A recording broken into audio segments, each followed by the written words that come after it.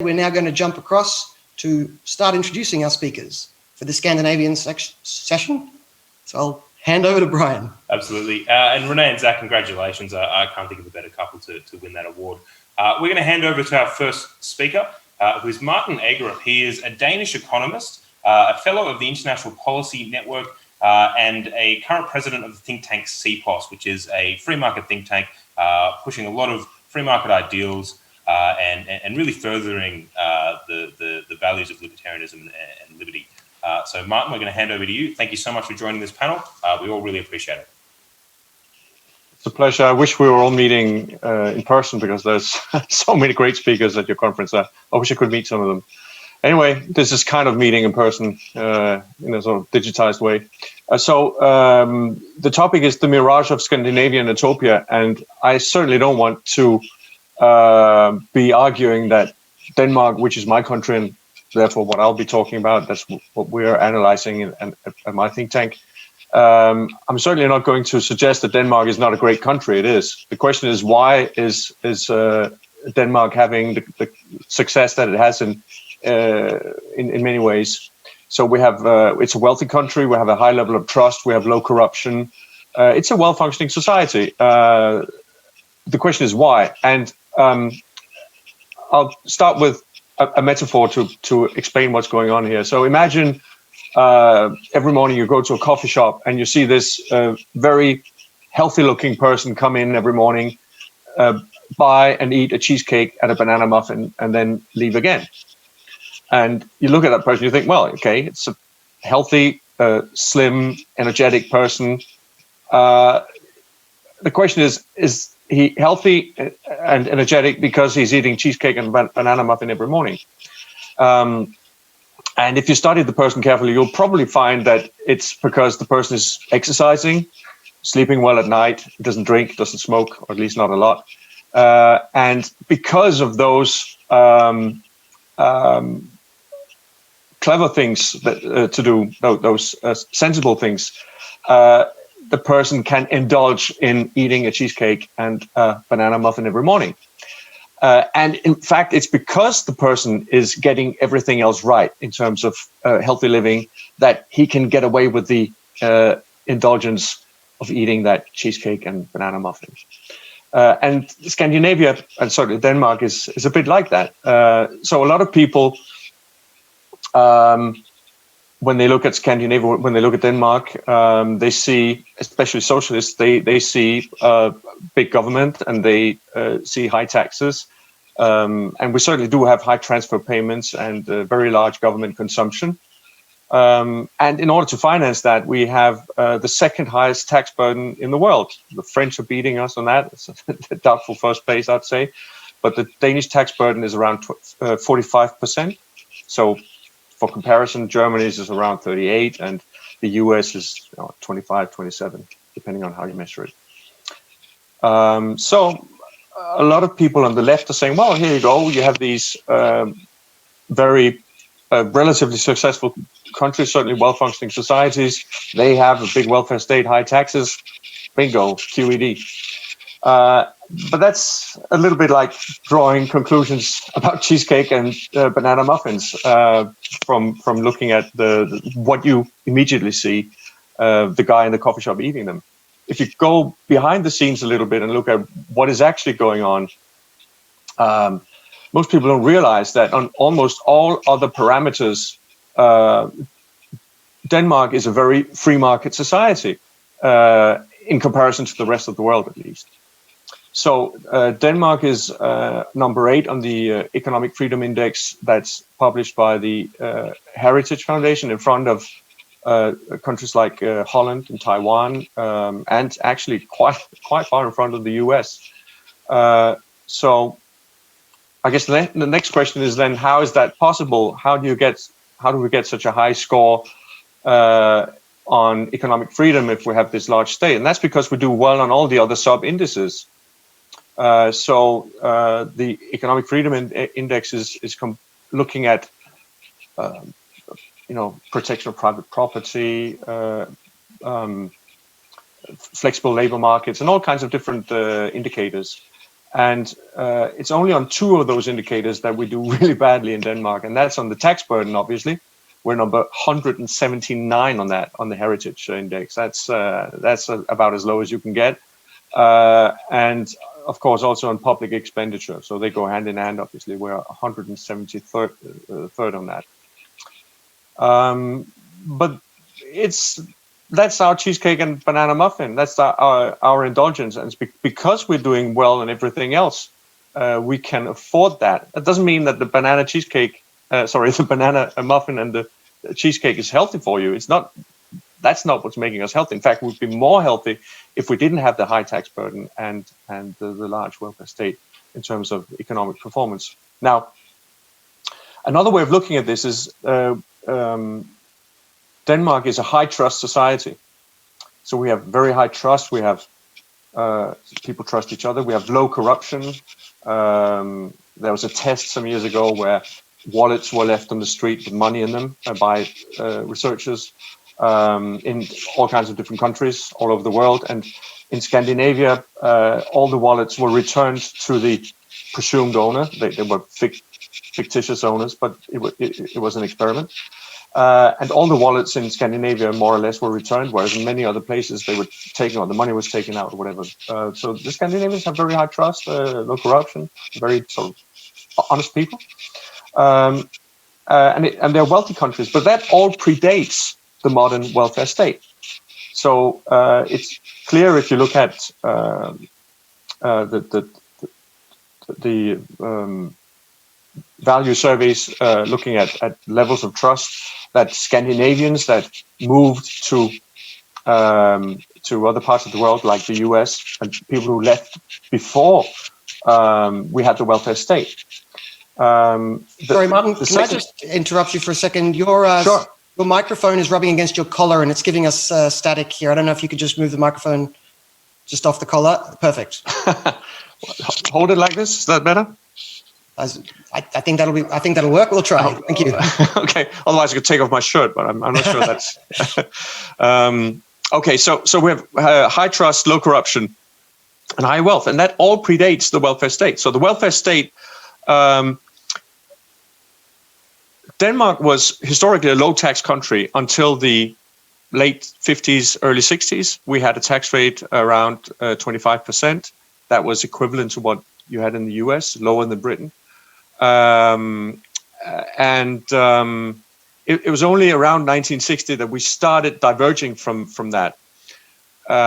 So the welfare state is a fairly modern phenomenon, and Denmark was wealthy way before that. Denmark was, relatively speaking, to the wealth level at that time. Denmark was wealthy around 1930 or so. And in fact, our relative wealth has gone down a little bit since then.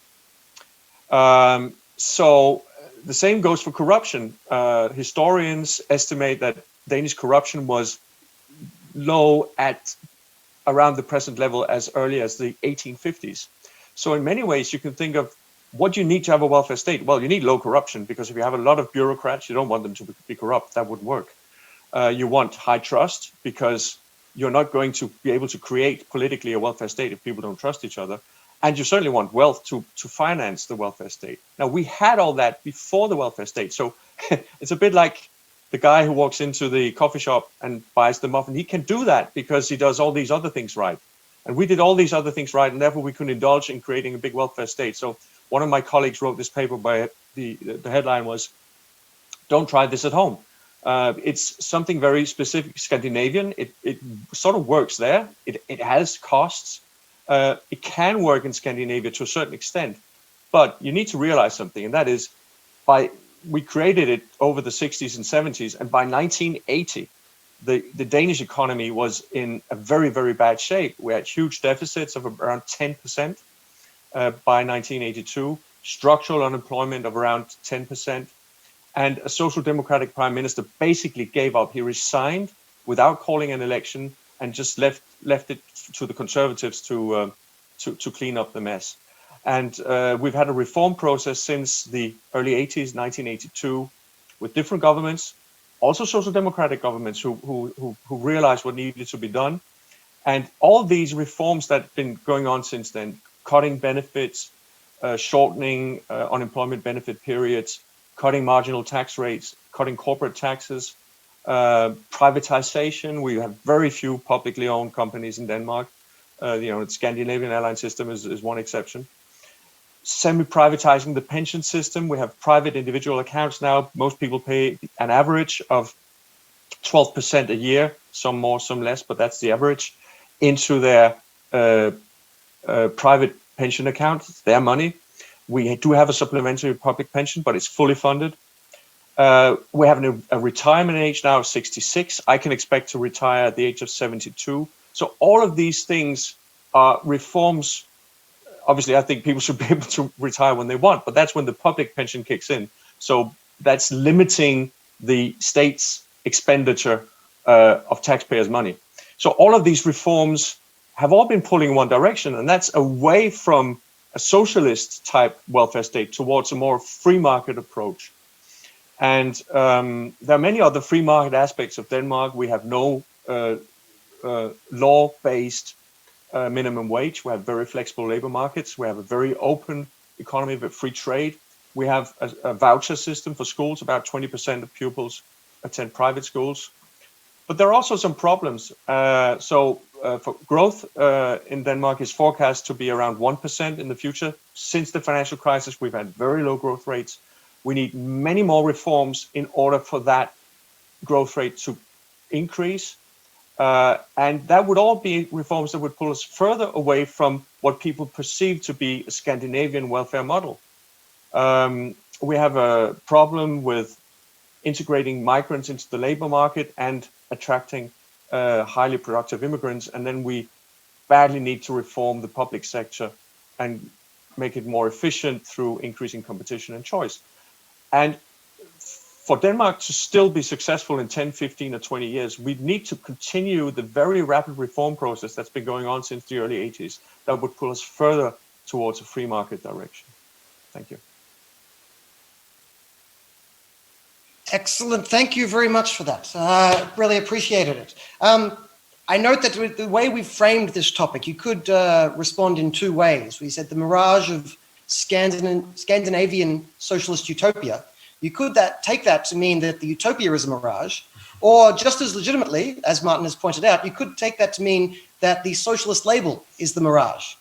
And I think you could make a case that to the degree that the Scandinavian countries are socialist, that success is a mirage. And to the degree that they are successful, that's not due to the socialism. So I really appreciate that. Really great talk. So next, we are moving on to Jacob Lundberg from Timbro. I know embarrassingly little about the free market movements in the Scandinavian countries, but the one organization I have heard of consistently is Timbro. So it's great to have the current CEO of Timbro, Jacob, joining us now. Welcome, Jacob. Thank you so much. I'm the acting CEO now for a few months and usually the chief economist at Timbro, specializing in taxation. I agree with a lot of what Martin said. Obviously, Sweden and Denmark are quite similar countries, but one difference is that Sweden has liberalized even more over the last couple of decades. Almost all countries have liberalized, but Sweden is one of the countries that has liberalized the most. But I wanted to start in the 1970s because that's where many people seem to be getting their image of Sweden from. For example, Bernie Sanders and some other left-wing Democrats in the US. When Sweden was quite close to socialism, it wasn't in the sense that the government controlled the economy, but as in Denmark, the marginal tax rates were very high, over 100% in some cases. There's a famous anecdote with children's book author Astrid Lindgren, who realized that she paid a marginal tax rate of 102%, and that was in the 1970s. And film director Ingmar Bergman was arrested on charges of tax fraud, but later released. So the tax system was a real mess in the 1970s, especially for entrepreneurs and high-earning people. There was runaway inflation and wages, a spiral of nominal wage increases and inflation and eroding competitiveness. Big firms were being bailed out by the government, for example, shipbuilding industry and the textiles industries. that were very large in Sweden at the time, but were eventually allowed to go bankrupt. But first attempts were made to salvage these firms. So that and a lot of people seem to think that Sweden is still like that, with a very large welfare state where everything is controlled by the government and the tax rates are very high. But then the reform process started in the 1980s, as in many other countries. And in Sweden, paradoxically, when the Social Democrats returned to power in 1982, that's when you can see the reforms really starting to take place. Quite similar to the situation in Australia when Bob Hawke came to power from Labour as Prime Minister in 1983 and started a reform process.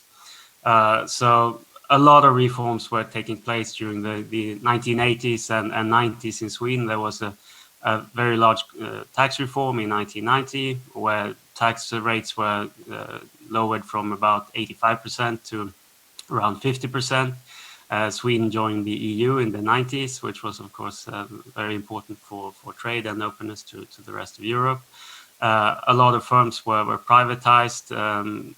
For example, the telecoms company and other firms. Deregulation of airlines and commercial television was allowed. Pharmacies have been deregulated, etc. And as in most other countries, the central bank was made independent in the 1990s. Inflation targeting was introduced. Sweden was one of the first countries to introduce this kind of regime. And also in Sweden, there was a reform of the pension system, which was unsustainable during the 20th century. But a new pension system was introduced in 1999, which is a defined contribution scheme. So it is a stable system. It's not going to be a burden on the government budget as it is constructed. Sweden also abolished the inheritance tax and the wealth tax, so a different compared to the US, which still has an estate tax, but Sweden abolished that in 2004. Sweden also did a brief experiment with a Tobin tax in the 1980s, so a tax on stock sales of shares on the stock exchange, financial transactions tax, but that was quickly abandoned, that experiment. So that's a reason why Swedes are now very reluctant to introduce a European-wide Tobin tax. The public sector was reformed. So as in Denmark, there's a system of school vouchers, which can be used for for-profit schools, which I think is unique in an international context. Maybe Chile has a similar system, but apart from that, I don't think any other country has a system where you can use vouchers for for-profit schools. And that's been very popular with students. So between 10 and 20% of students are now in these for-profit schools. And also in healthcare and elderly care, consumer choice has been introduced and private companies have been let in. Before it was 100% state provided, but now there's choice and private provision in basically all parts of the welfare state. It's still controversial, but I don't see it going away anytime soon, because so many healthcare users and students are in these institutions. So it's not politically possible to get rid of them, even though the Social Democrats would want to if they could, obviously. There's been some reform of the labor market, some easing of temporary hiring and that sort of stuff. And as Martin mentioned, as in Denmark, there's been welfare reform, so cutting benefits, reducing sick pay and unemployment benefit and all of that. So that's a reform process that's been going on, I would say, basically from 1982 up until around 2010. And then not that much has been happening. There's some reform happening right now in the housing market with rent control, but we'll see how that will turn out. But anyway, so Sweden, after this reform process, came out a very different country. And I had to check up because Martin mentioned the economic freedom index. So Sweden is now the 22nd most free country in the world. So a few places below Denmark, but still relatively high overall.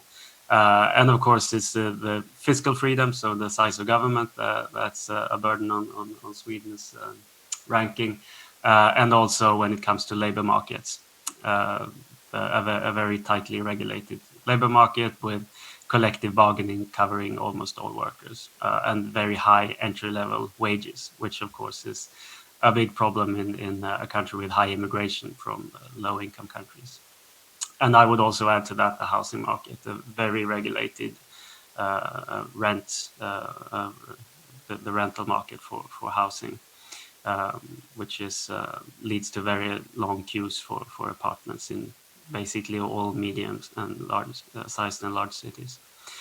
But apart from that, Sweden is now a quite liberalized economy with openness to world markets. As an old Scandinavian tradition, Sweden had quite low tariffs, even during the post-war period, and obviously the EU has facilitated that.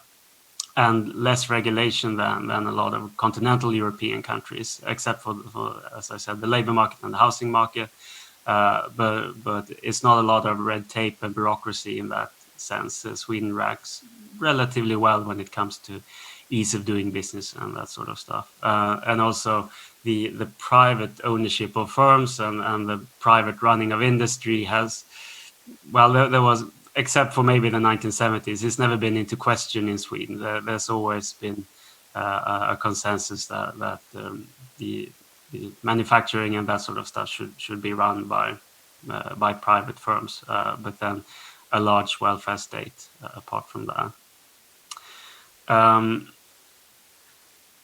And as Martin said, I think that explains why Sweden is still doing relatively well compared to other countries. That it sort of makes up for these flaws when it comes to the high taxes and the welfare state and also the labor market.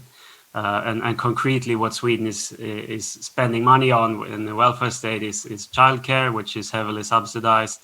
Care for the elderly, which is also provided almost free of charge by the government, free tuition for universities, free school meals, very generous parental leave. So I think that explains a lot on why Sweden now has.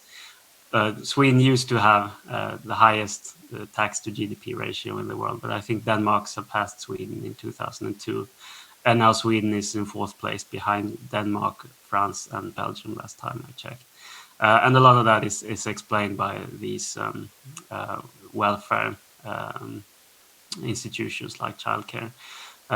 Historically, sick pay and unemployment benefit and disability benefit were also big expenditures for the Swedish government. But a long reform process has managed to push these expenditures down and keep these expenditures in check. So it's not as big a problem anymore. It's not as many people as used to solely live on benefits. But maybe 20 years ago, I think around 20% of all working age people were living on some kind of benefit. So the formal unemployment rate was quite low, but then a lot of people were sort of in hidden unemployment, were hidden away in disability benefit or retiring early or sick pay or those kind of benefits. But that's less of a problem now. And as I mentioned, the labor market is one of the big obstacles that remain to be reformed in Sweden. But that's difficult because unions are very powerful and have a lot of members. I think around 70% of workers are members of a union. So it's not like in France where something like 10% are members. A lot of people are members. And the blue-collar unions are in a formal union with the Social Democrats. So they have a very tight relationship there. The white-collar unions are more, they are less politically active and a bit more neutral. So that's what I would say Sweden is right now. So not a socialist country, and definitely not like in the 1970s, but high taxes and regulated labor markets. Excellent. Thank you very much for that. Of course, a chance for a totally inappropriate segue. I think the question we want to know, Jacob, is when is Sweden going to give Malmo back to Denmark? Well, I don't know what the people in Scania would say about that. So maybe some people feel like they're more like Denmark, more liberal alcohol policies and that sort of stuff. So maybe some people wouldn't have much to say against that. Fair enough. Although when people, especially in Australia, think of Scandinavia, they think of Sweden, they think of Denmark. A country that isn't always on the radar is Iceland, which brings up vivid pictures in people's minds, but we often know very little about Iceland. So it's great that we have an Icelandic speaker joining us for this session. So Gisli's from the National Review magazine, Iceland, and he's kindly agreed to join us. So Gisli, please introduce yourself and thank you. Have the floor. Thank you. So nice to be with you guys, and these are all interesting lectures and good program that you have here. I want to congratulate you on that.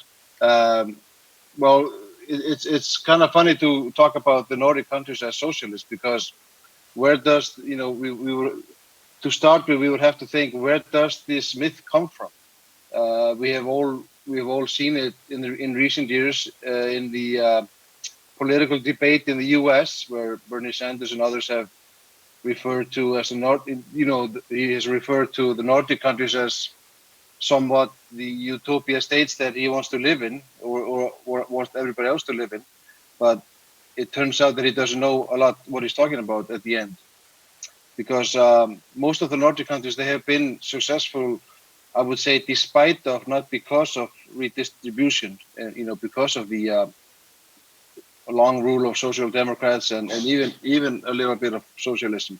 But all the Nordic countries, they do encourage free trade. They do apply the rule of law. They do have a fair justice system, and they do. And most, maybe Martin and Jacob would agree with me on this, that even the social democrats in Sweden and Denmark, or even the Nordic countries, they are more than less business friendly. That is to say that they do encourage free trade, and they do encourage large corporations, and they want to tax them, but they don't want to ruin them. So like other socialist countries have done in the past. So, and in many ways we can argue that up until 2010, I don't have any newer numbers, but all the way up to 2010, you could argue that many Nordic people would be probably better off in some of the US states than they would have in Norway, Denmark, Sweden, or Iceland, or Finland, because the average GDP in, for example, North and South Dakota, in Minnesota, and in Manitoba and Canada, they were higher than the Nordic countries, and those are all states that have a large number of they have a large root with the Scandinavians. So,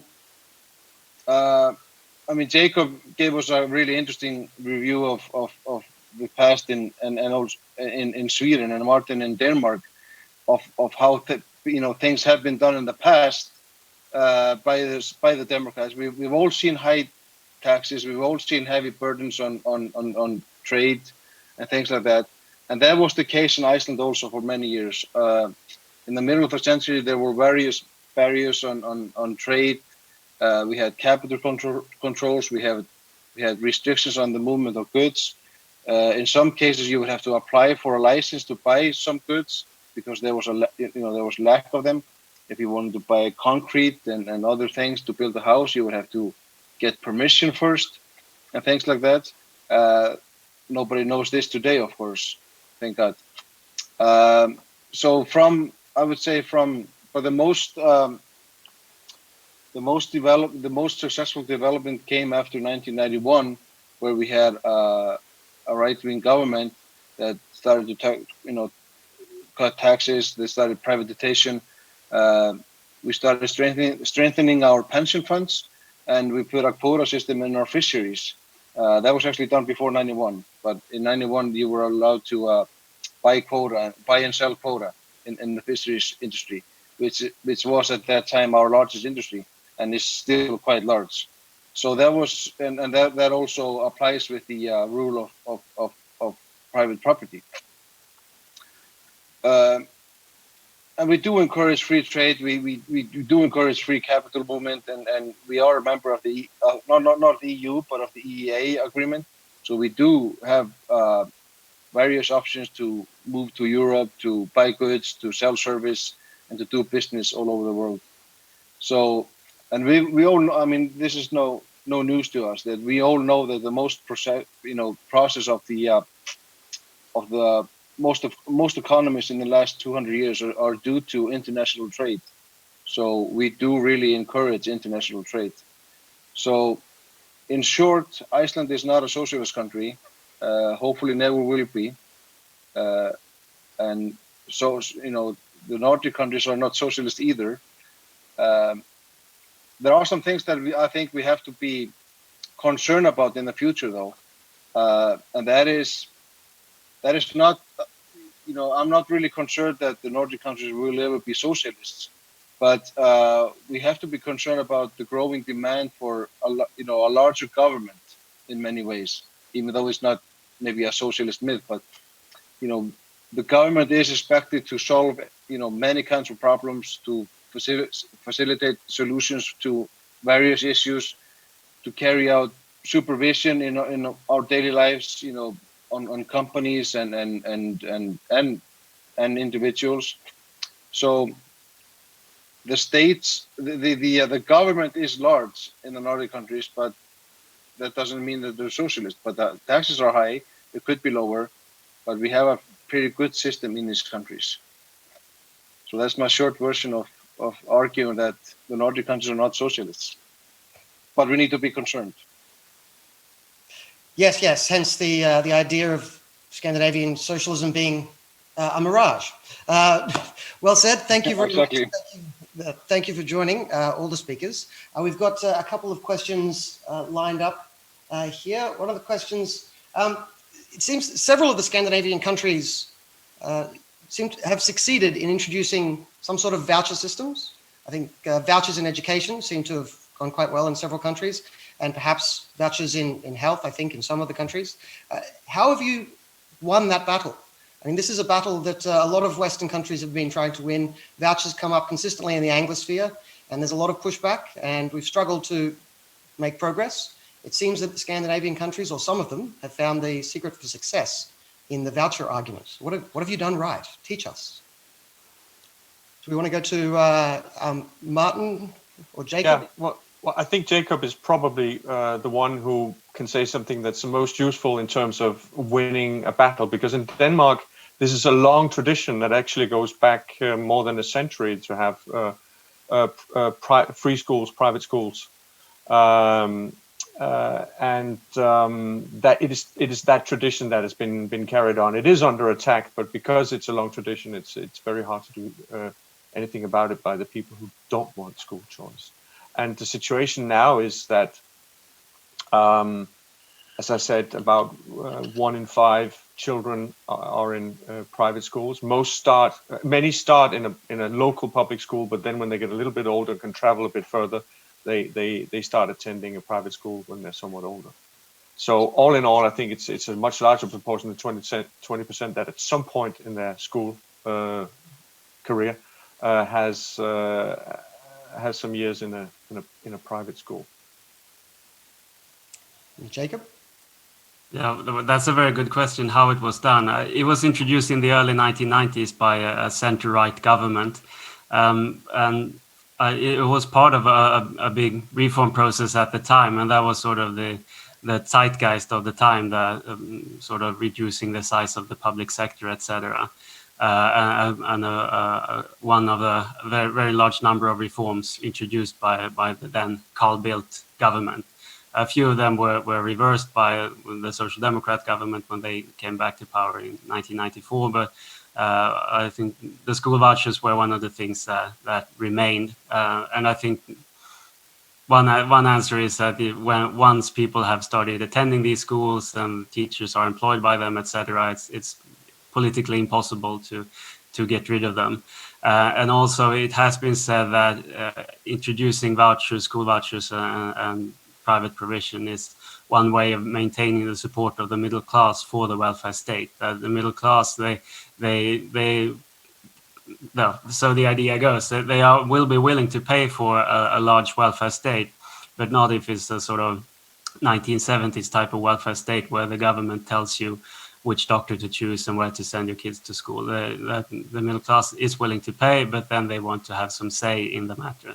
And so the idea goes. And I think that could explain some of, I don't think the Social Democrats would admit it, but it could explain why the Social Democrats haven't done more to get rid of these vouchers.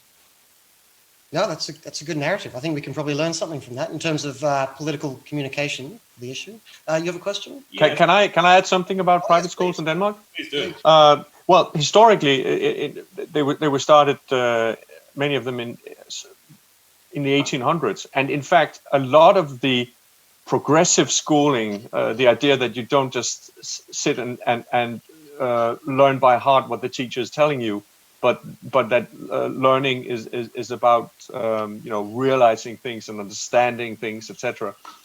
A lot of that progressive teaching comes from the private schools. Many people don't realize that, but they were the ones inventing the new tools of learning. Great. Yep. So I've got a couple of questions actually coming through on the stream. One sort of relates to the Scandinavian model more generally. So the question is, could the Scandinavian model work in larger and more culturally diverse countries, or do you require a high level of a homogenous culture in order for it to succeed? That's a question for the entire panel. Tough question. I can start out. Sorry, Jacob, go on. You go, Martin. Okay. I think in order to have a large welfare state, you probably need a very homogeneous country because of the high level of transfer payment. And there is actually research showing that U.S. states that are more diverse are less have lower levels of transfer. So you can compare different states and you get that pattern. So I think there's a lot of research. There's some research at least supporting that claim. So Scandinavia has traditionally been very homogeneous. It is less so now. Sweden certainly a lot less homogeneous than it used to be. Denmark as well. And you can already see that the idea of universal payments is cracking up in Denmark. So we used to have a transfer payment that was the same for everyone that were unemployed. Now you have a lower level for immigrants and a somewhat higher level for citizens. And that's a sign that when the country becomes less homogeneous, you're likely to move away from the traditional universal welfare state model that is perceived as the Scandinavian version. I think it demands more. I think the question was, does it work to have a large welfare state in other countries? Depends on how you define how it works. I think it would work in the sense that it would sort of be practically possible. It would cause the same problems with disincentives to work, etc. But if there was a political will, I think it would be possible to introduce it. I think the reason that a lot of other countries don't have these welfare states is that there is no political will, and probably because you feel a greater distance to other people. If other people are less similar to yourself, then you are less likely to vote for a general welfare state, and it will be a smaller welfare state with less redistribution. So I think that's a sort of political economy explanation. Fantastic. Gisli, did you have anything that you wanted to add to that question? Otherwise, we can move on to the next one. Let's go on to the next one. I totally agree with both of them. Perfect. So the next question, well, that's nice and easy. The next question actually talks about the prospects of Scandinavian countries moving forward. The question is, will the success of Scandinavian countries continue indefinitely in your eyes, or are there any issues that need to be solved that if they're not solved, you can see causing Scandinavian economies to become unstuck in the foreseeable future? Well, I mentioned three problems in my talk, just to reiterate: high taxes, rent control, and high minimum wages through collective bargaining agreements. Those are the three main challenges facing Sweden, I would say, along with integration of immigrants. And if you had to look into your crystal ball, what do you think? Where do you think Sweden will be in 20 years' time? We won't hold you to it if you get it wrong. I might. That's a very difficult question, and I'm a bit encouraged by the reforms taking place currently, which I mentioned briefly, because the Social Democrats are right now supported by two liberal parties, and these parties demanded some reforms, structural reforms, in order to support the Social Democrat government. Some reforms of rent control for newly constructed apartments, some reforms of labor market regulations, etc. The marginal tax rate, top marginal tax rate, was reduced by 5 percentage points. So there are some encouraging signs, but right now it doesn't look like that's the start of a larger reform process. And a lot depends on immigration and the steps taken to introduce recent immigrants. Almost a fifth of Swedes are now born abroad. And the largest countries are Afghanistan, Iraq, and Somalia, etc., where people have low human capital. So getting these people into work is obviously a big challenge, and that requires lowering entry-level wages. I know they say predictions are hard, especially about the future. But if we were to, Gisli, would you like to have a go at the crystal ball gazing? Iceland in 20 years' time. Yeah, I think as I mentioned earlier, the one thing we have to be concerned about is the, let's say, the enlargement of the government. We do require the government to do more and pay more attention and put more regulations and stuff. So there is a risk of, for example, killing innovation. I think we haven't seen any new, large company from the Nordic countries within the last 5 years or so. There's not to say that there aren't any, but there's a risk of killing the innovation of developing new business and starting new companies due to many regulations and heavy burdens on taxes and things like that. So we are in for a good future, but it's risky. And Martin, the future of Denmark? I agree with what Jakob said, but to add, and Gisli as well, but to add a different perspective, I think one risk that exists in a sort of very consensus-oriented society where you have a very large state and a lot of regulation is that as long as you get things right, relatively speaking, you're doing okay.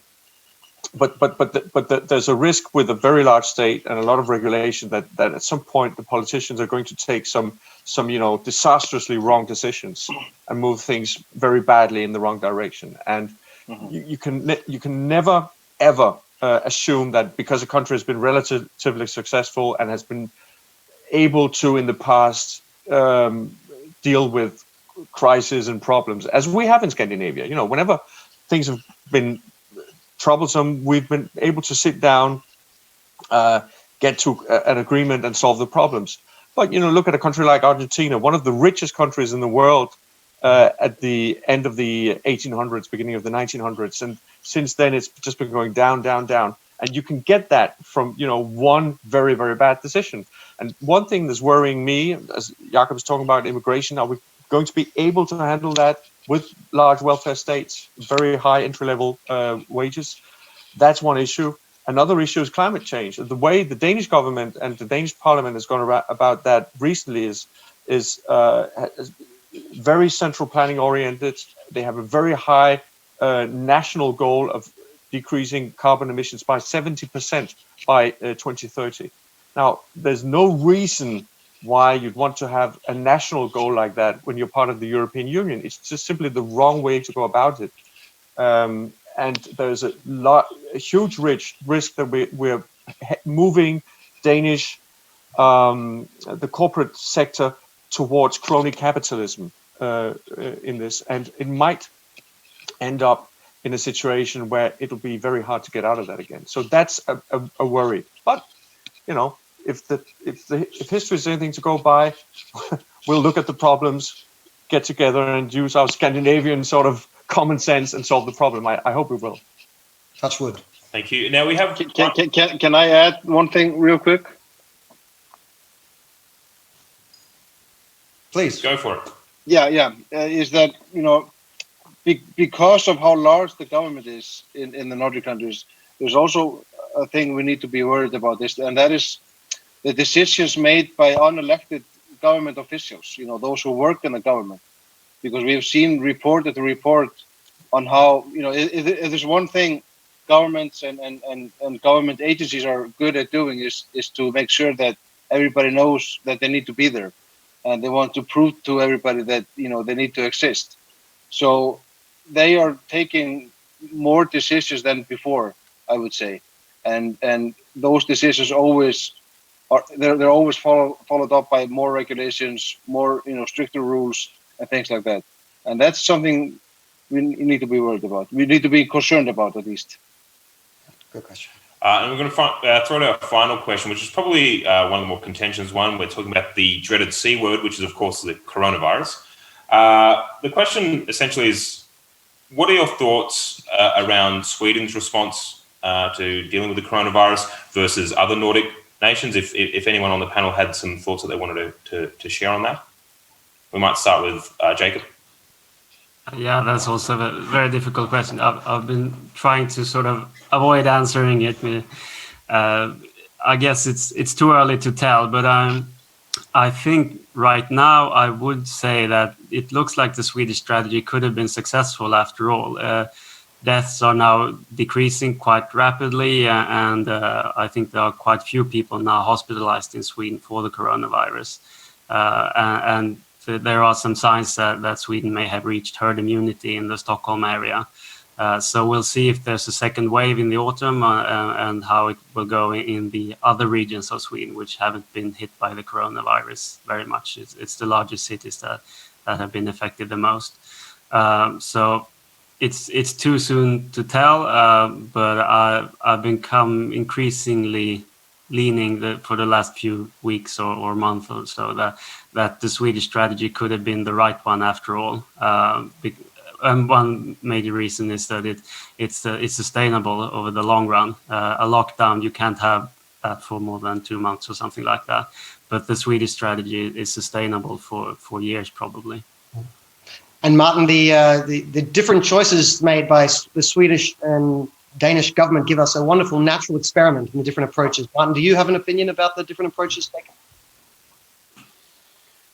Well, I think it's still too early to tell exactly what would be the right thing. I don't think any country sort of was spot on with the approach. Sweden probably made some mistakes concerning protecting the very vulnerable in the nursing homes.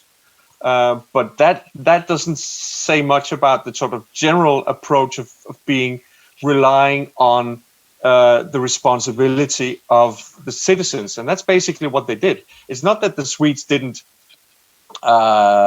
take measures. It's that the government weren't using central planning to try and solve the issue. And one thing that I think is being overlooked here is that, okay, you look at the fall in GDP in Sweden compared to Denmark and other countries, and they've been hit as hard as we have. True, if you measure it in GDP terms. But the thing is, what you want people to do is to decrease the risk of contagion.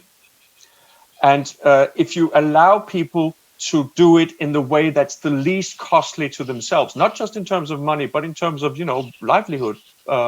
How you get about your life.